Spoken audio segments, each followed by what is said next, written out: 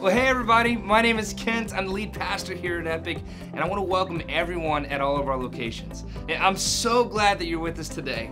And a big part of the reason why is because we're kicking off this new series called Who Needs God? You see, you may have been taught that religion is some sort of a solution, but then when you looked around at life, you started to wonder if maybe religion is actually the problem. If that's you, you're not alone. Today, we're going to talk about it. Now, this conversation was really started down in Atlanta at a church that we partner with called North Point. They're good friends of ours, and their pastor, Andy Stanley, has been a huge influence in my life.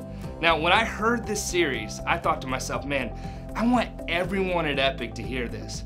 And Andy did such a great job with the content that I figured we should go straight to the source. Because we're partner churches, I get to give you access to this teaching. And so for this whole series, we're gonna have the privilege of learning from who, in my opinion, is one of the best communicators on the planet. And so get out your notes and get excited for this new series, Who Needs God?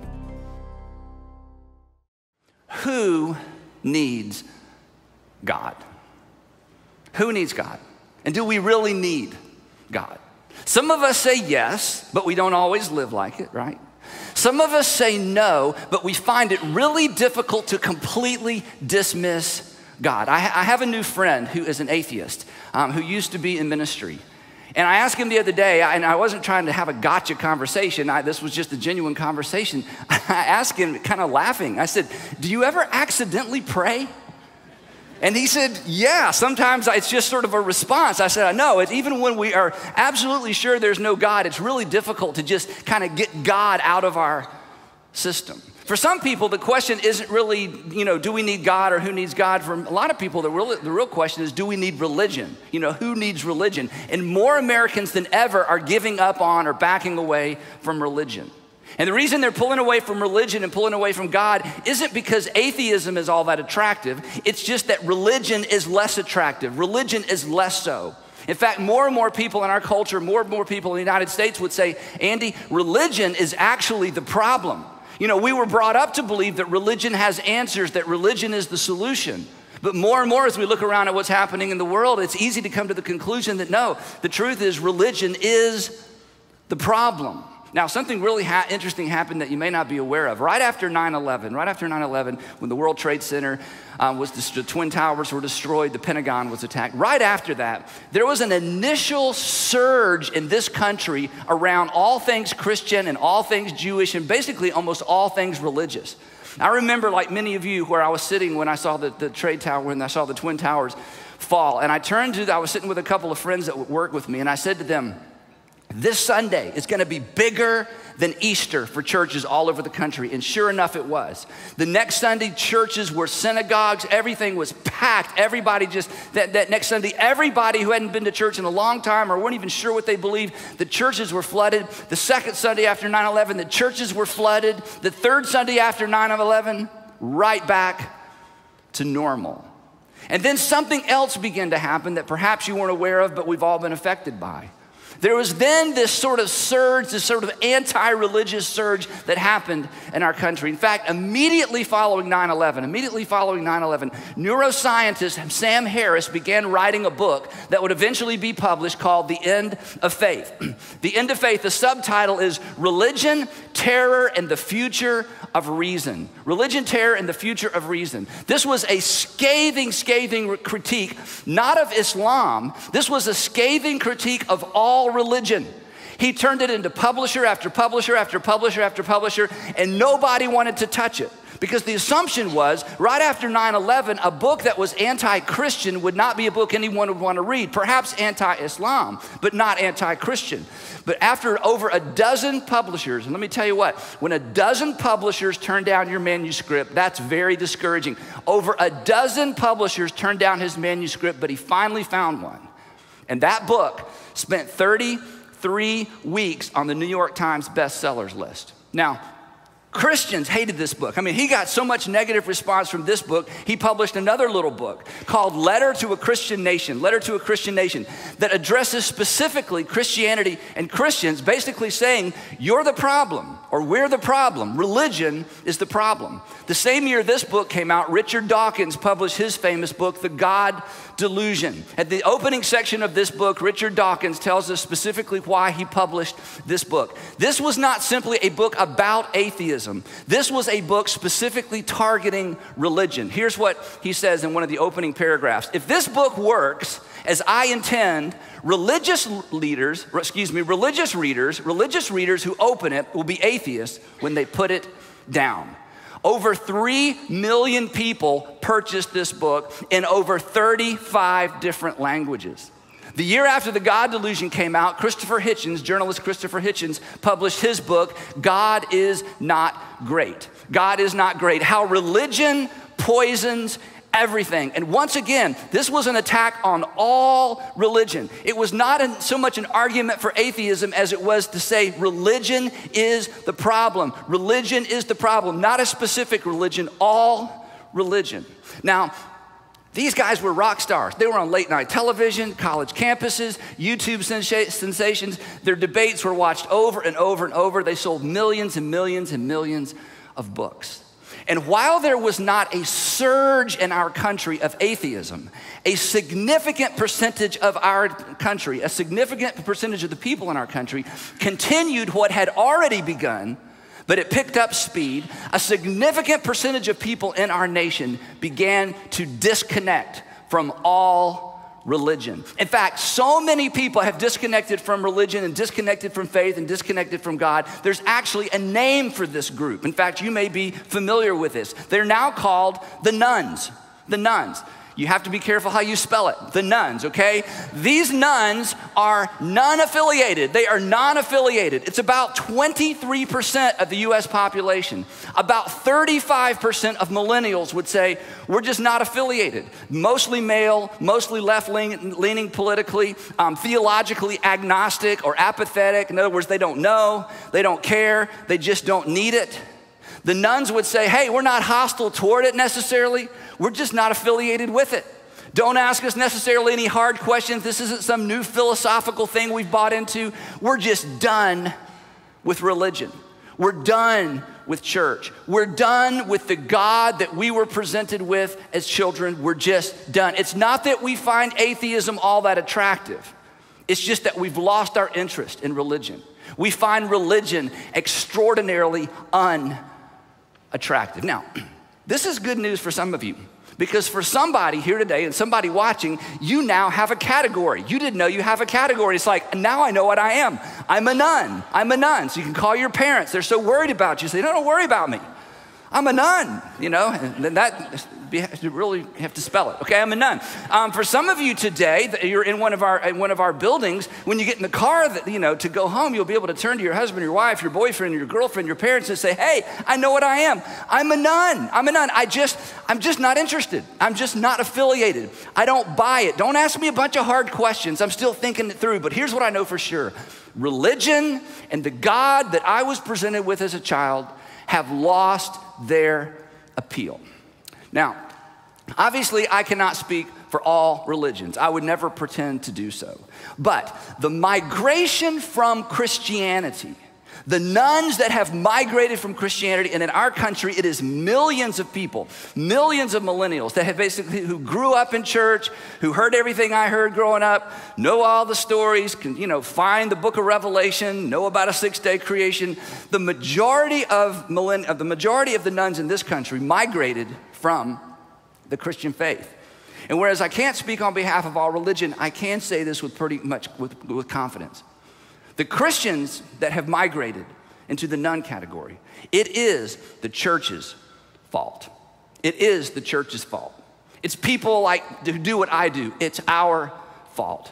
Because when you open the pages of the Gospels, the 4 accounts of the life of Jesus, Matthew, Mark, Luke, and John, when you read the account of Jesus and you look at his interaction with people, here's something that is absolutely unmissable. It is from the beginning all the way to the end. That people who were nothing like Jesus liked Jesus. That people who were nothing like Jesus liked Jesus. That Jesus, the person Jesus, not just the miracle worker, not just the teacher who taught things that we still can't figure out.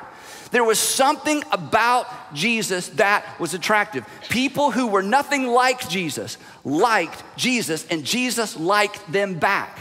And the church is supposedly the body of Jesus. So, if Christianity is not compelling, if Christianity is so easy to migrate away from, I'm convinced it's because we have the wrong version.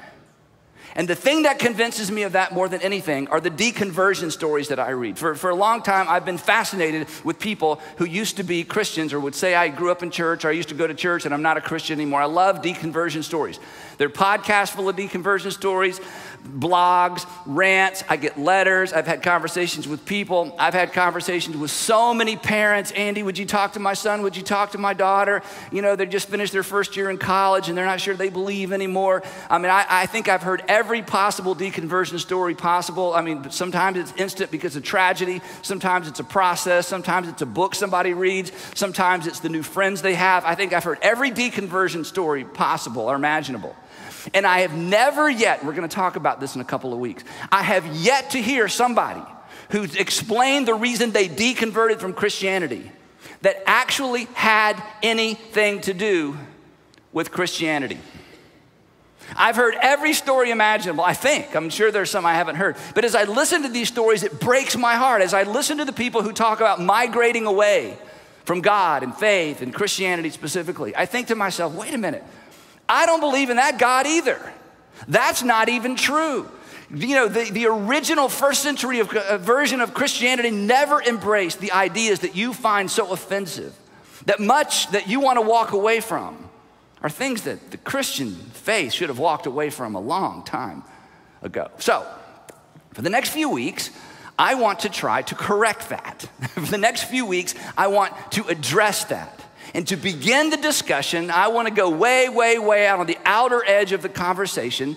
And I would like to begin with an update on atheism. In fact, today's message is called Atheist 2.0. Atheist 2.0. And the reason I want to do this is not because so many people have checked the atheist box, not because so many people have stepped across that line, but because so many people in our country have stepped toward that line. Because when you step away from faith and when you step away from God, especially when you step away from faith and you step away from God without considering what you're stepping toward, oftentimes people find themselves in a situation they never meant to find themselves in. Bottom line is pretty much this. You cannot move away from something without moving toward something else. And the good news is this. The new atheists, Christopher Hitchens, Sam Harris, Richard Dawkins, and others, the new atheists who've written all these books and all these articles, the new atheists have essentially updated us on atheism. They've updated atheism for the rest of us, thus Atheist 2.0.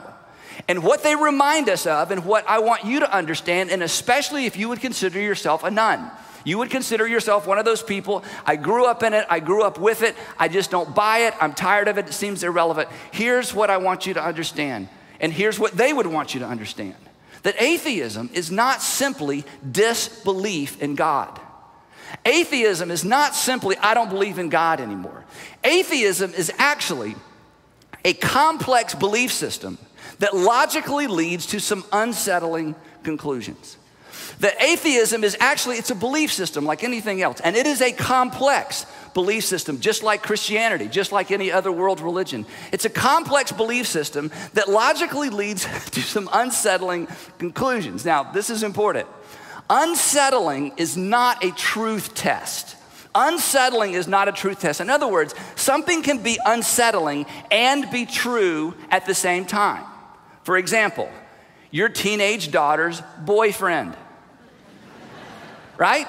It's like it's true, but it's unsettling. It's true, but it's unsettling. Something can be absolutely true and absolutely unsettling at the same time. Unsettling is not a truth test, and here's why that's important. Many people, perhaps you, have stepped away from religion and specifically have stepped away from Christianity because of some of the unsettling outcomes or the unsettling results or the unsettling consequences of the Christian faith. Unsettling is not a truth test. Something can be absolutely true and unsettling, and that cuts both ways. Simply because some of the things we're going to talk about today as it relates to atheism are unsettling, this is not an argument against atheism. In fact, my goal today is not to convince you that atheism is wrong at all. I simply want to update you on what it means to be an atheist in the 21st century, because we know so much more than perhaps we knew when you studied atheism, if you ever studied it at all. And here's my agenda, because I have an agenda. For those of you who have stepped away, I want to scare you just a little bit. For those of you who have stepped away, I want to prod your thinking just a little bit. Because you cannot step away from one thing without stepping towards something else. Today is not an argument for Christianity. In fact, next week isn't either. Today is not an argument against atheism. It's not an argument for God. Today is just a Today is just a if you choose to give up religion, and if you choose especially to give up God entirely, then here is the alternative. And you owe it to yourself to know. So real quickly, for the rest of our few minutes together today, I want to give you sort of the 6 tenets of atheism. In other words, if you're going to embrace atheism, or if you're considering it, or if you're one of those people that you're kind of like me, you just hate to be inconsistent. I mean, some people can live with ambivalence. Some people can live with, well, I don't know and I don't care. That's very difficult for me. It's a personality thing. And if you're one of those people who are like, you know what, I've lost interest in God, I've lost interest in church, I've lost interest in religion, I really do agree with Christopher Hitchens. Religion is the problem. But then when you look at the alternatives, you're sort of churning a little bit because you're not sure which way to go. You're kind of caught in the middle. You're a nun. Today, I want to explain what it means in the 21st century to embrace atheism. There's 6 things. The first 3 may be new. The last 3 are things that we all knew or heard about growing up. So here we go. The first one is this. I'm going to call it the illusion of mind. The illusion of mind. If there is no God, and perhaps there's not, if there is no God, and I don't know how to say it any other way, look up here, there's no you in there. There's no you. The whole idea of mind, we know what our brains are, but the whole idea of mind, the mind sort of sits on top of or sits outside of this intangible thing we call the mind. The mind is an illusion. In a world that is biology, chemistry, and physics, in a world where there's nothing but biology, chemistry, and physics, there is no place for, there is no room for the mind. Now, here's the I guess the thing that brought this, front and center for me. Years ago, I read Christopher Hitchens' book entitled Mortality. Christopher Hitchens passed away in 2011 from esophageal cancer. He died from pneumonia related to his cancer. When he realized that essentially this disease was a death sentence, he decided to write a book. He was a journalist. He's an atheist. He's one of the new atheists. He decided to write a book and basically chronicle or journal the final months or year or weeks of his life. In fact, I read this book a long time ago. If I remember correctly, I think the last 2 chapters are like sentences. He was at the very end, and all he could get out as he was dictating toward the end, I believe to his wife, were just some sentences. So this is basically the journal of a dying atheist. It was a fascinating book. Now, you're looking at me like, you read stuff like that? I'm like, yes, this is the kind of stuff I read. Isn't that encouraging? Anyway, I'm reading it because it was fascinating. I mean, I grew up in this theistic worldview where, God and heaven, that's what I've grown up believing. So here's a guy who's going to go all the way out with, when it's over, it's over. So in the book, because he was dealing with cancer, he would have conversations with his doctors constantly. And his doctors would say things like this. These are the types of things doctors say. They would say, Christopher, your body is fighting, your body is trying, your body is reacting to. They kept responding to his body. And in the book, he said, I finally said to my doctors, I don't have a body. I am a body. I don't have a body. I am a body. Now, when I read this, I closed the book and I thought about that. I thought, that's it. If there is no God, if everything is chemistry, biology, driven by the laws of physics and the laws of nature, then that's true. There's no Andy. This is, I am just a body. And I thought, I'm gonna try to live this way, because I don't think you can, but I thought, I'm gonna try for a couple of days, what would it look like to live your life as if you are just a body? And my 3 kids, just bodies. Sandra, just a body. All of you, just bodies. My friends' bodies, staff bodies. All it is a bunch of biology. There's no me. There's no you. There's just biology. Wow, it was so hard. It was so difficult, because the whole idea that there's mind, that there's something beyond biology, is so ingrained into our experience. But he's right. He's right. If there is no God, there is no you. There's just biology. Now, that may be true. That's just one of those uncomfortable conclusions that you have to embrace if you decide you don't need God. The second one is the illusion of free will. And this may be a new one for you. In a world that's governed by physics, the laws of physics, there is no room for free will. Everything is determined. Everything is determined. You may have experienced choosing who you married, but that was determined. Every decision you make is determined. This is called determinism, that everything is determined, because the idea of free will does not jive with a universe that is driven by and controlled by the laws of physics. There is no free will. In fact, for a couple of years now, I've listened to Sam Harris' podcast called Waking Up with Sam Harris. It was from one of his titles of one of his books. And one time I listened to the podcast, and he was complaining, or he was talking about how oftentimes he's misquoted. Oftentimes Christians, take things that he says out of context. And he was kind of complaining, kind of tongue-in-cheek, about being criticized and taken out of context and attacked unfairly, and people, all that stuff. And then he stopped and he says, I realize I have no right to criticize my critics. They have no choice in the matter. And he kind of laughed at himself for being critical of his critics, because the critics had no choice, because there is no freedom. There is no free will. Everything is determined. Every decision you've ever made is an illusion. Stephen Hawking, brilliant Stephen Hawking, who's, suffering from ALS, but his mind is just amazing, and who talks about and writes about things that most of us mere mortals have to just stop and think about, He believes in determinism, that everything is determined. In fact, there was a lecture he did some years ago where he basically said everything about the human experience is determined. But then he said, because it's determined, it doesn't matter, which I don't know. I guess he's right. But here's what he said. I mean, he's a believer in determinism, a believer that there is no free will. And yet, jokingly, he said this: I've noticed that even people who claim that everything is predestined and that we can do nothing to change it, look before they cross the road.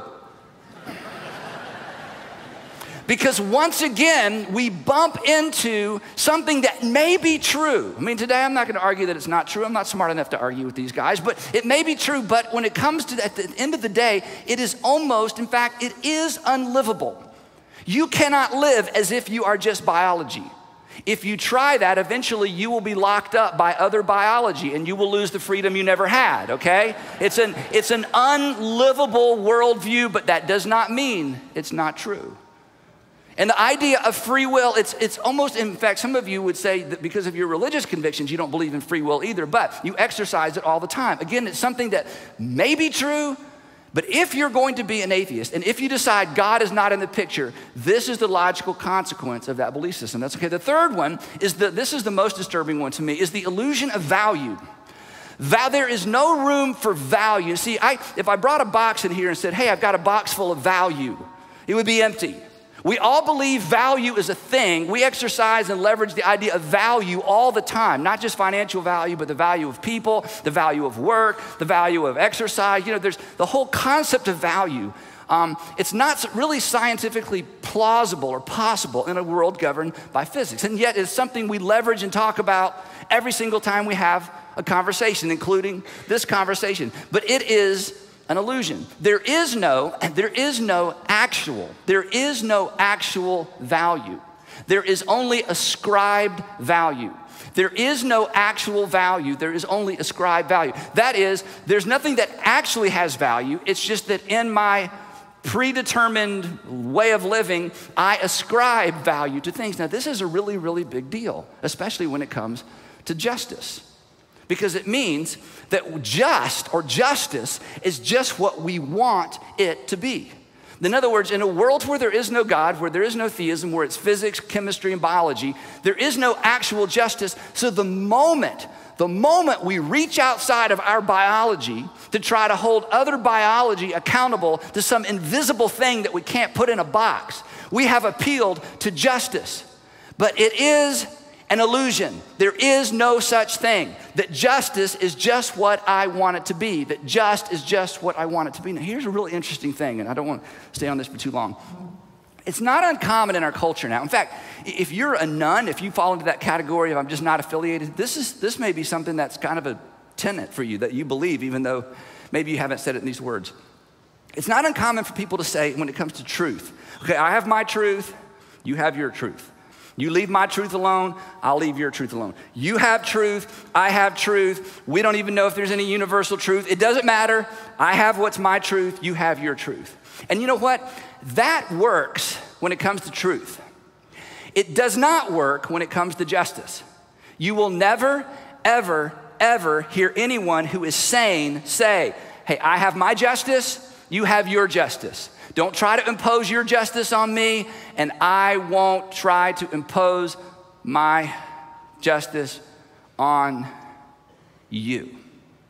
When it comes to truth, I can have my truth. When it comes to justice, I want you to be accountable to my sense of justice. But I'm telling you, when you extract theism, when you extract God, when we are left with physics, biology, and chemistry, value, the sense of ought, the sense of ought not, it all goes away.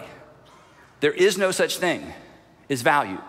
It is an illusion. Now, here's the thing. That may be true, but you can't live that way. In fact, as soon as you open your mouth, as soon as you begin to talk, as soon as you begin to argue, as soon as you begin to try to convince somebody, you immediately appeal to this thing out there, again, that's invisible, but it's so real we can't even have a conversation without it. Now, those are the first three. The next three I'm going to go through real quick because these are the ones we grew up with. These are kind of the basic tenets of atheism, but I just want to make sure I'm fair and review these. Number 4, something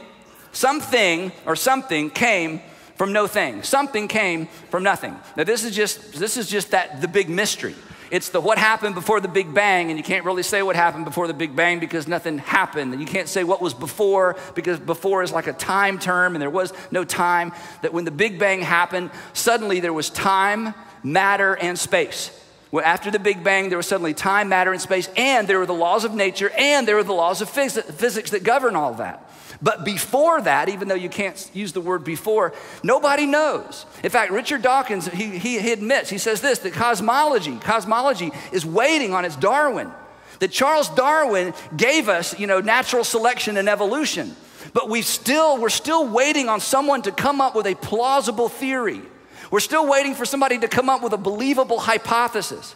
We're still waiting for somebody to come up with something that isn't so extraordinarily improbable that it really falls into the category of impossible. We're still waiting on someone to come up with a theory that explains why anything exists.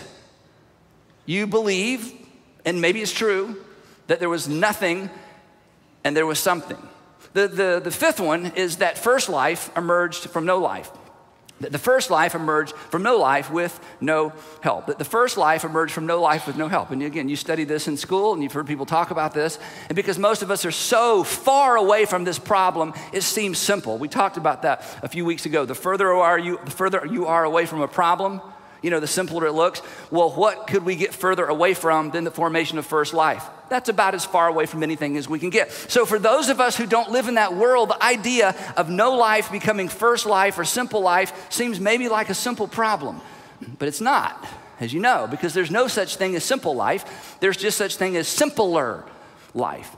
But the very first life, even the most simple form of life, was extraordinarily complex. And so, if you push God out of the picture, you believe, whether you can explain it or not, and this isn't an argument for or against, you believe that the first life emerged from non-life. From lifeless matter to what Francis Collins calls, I love this phrase, from lifeless matter to the digital elegance of DNA. from lifeless matter to the digital elegance of DNA. And then the last one, number 6, is that natural selection is responsible for all life after first life. That natural selection is responsible for all life forms, all the variety we see, all the varieties that have come and gone through the years, that natural selection is responsible for all life after the first life. Now, when I read The God Delusion, which is just a fascinating book, I mean, all of these guys, the men and women, but primarily the men who've written these books, they're all so ridiculously smart. It's just fascinating. When I got to the end of The God Delusion, Richard Dawkins is making his case for natural selection, that this unguided, purposeless, but somewhat focused thing that's an invisible. I couldn't bring natural selection in here in a box and say, hey, here's the thing, here's the reason you're here. I will talk about it a little more in a minute, but at the end of the book, Richard Dawkins summarizes natural selection. And honestly, when I read this summary, I thought he was kind of making fun of his own view. So I just want to read you a rather lengthy quote from The God Delusion where he talks about natural selection, and I understand what he's doing. He's trying to bring some life and some emotion into this sort of lifeless conversation about, we're all, related to an early life form and something came from nothing and all the things that he talks about in the book. But here is perhaps the best description of natural selection I've ever seen and ever read, and this comes straight from Richard Dawkins himself in context. Here's what he says. He says, think about it. On one planet, and possibly only one planet, in the entire universe, molecules that would normally make nothing more complicated than a chunk of rock, molecules that would normally make nothing more complicated than a chunk of rock, gather themselves together into chunks of rock-sized matter of such staggering complexity that they are capable of running, jumping, swimming, flying, seeing, and hearing, talking about us, capturing and eating other such animated chunks of complexity, capable in some cases of thinking and feeling and falling in love with yet other chunks of complex matter. I know, when I read this, I kind of laughed. I thought, are you making fun of evolution? Are you making fun of natural selection? No, he's in his creative way kind of trying to make us all go, wow, that's amazing. In fact, look at how he finishes the statement. He says this, we now understand, and he's talking specifically about Charles Darwin. He says, we now understand essentially how the trick is done. Okay, that may be true.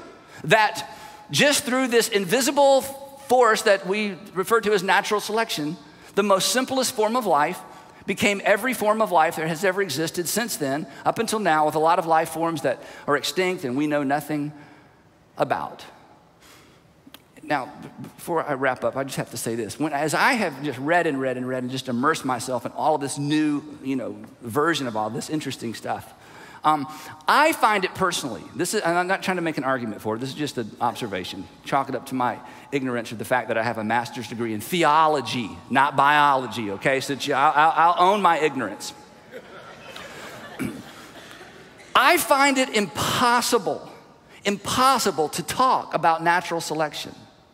I find it impossible to describe natural selection without it beginning to sound like an invisible, personal force with an agenda. I mean, every time I read a description of natural selection and the process of natural selection, every time it's almost impossible not to load the discussion up with things that personify this invisible, relentless, focused, discipline, you can't put it out of business, you can't stop it force that resulted in the earliest forms of RNA and then DNA to the point to where we have the world as we see it today. But perhaps that's how we got here. Now, if you have lost faith in God, or you are losing faith in God, here's my hunch. It doesn't have anything to do with any of that, does it?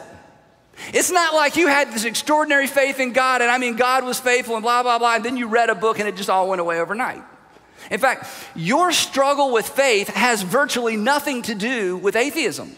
Your struggle with faith has virtually nothing to do with the creation of the universe and where did first life come from. It has almost nothing to do with any of that. In fact, as I went through these things, here's what some of you were thinking. You're thinking, well, I don't believe that. I don't believe that. You're right, I don't think you can live that way, but I don't have to believe, if I don't believe in God, doesn't mean I have to believe that. Well, the smart guys say, oh, yes, you do. But the point is, that's not why you're struggling in your faith. And this is not why, for most of you, if you're honest, this is not the root of. Now, you may have used some of this to kind of support your arguments with your parents especially, or the people who aren't as smart as you are. But come on, at the end of the day, the reason you've lost faith or the reason you're struggling with faith is far more personal than any of this. It's not that atheism has become appealing or more appealing.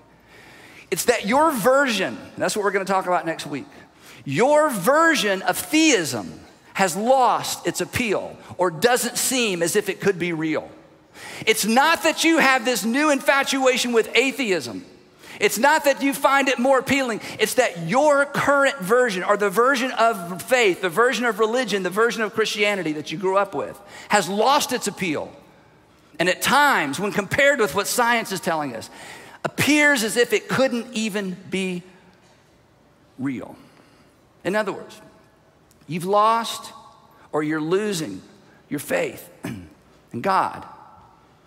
And I'm going to do my best in the next few weeks, if you'll hang with me, I'm going to do my best to convince you that the God that you quit believing in, the God that you are losing faith in, never existed to begin with.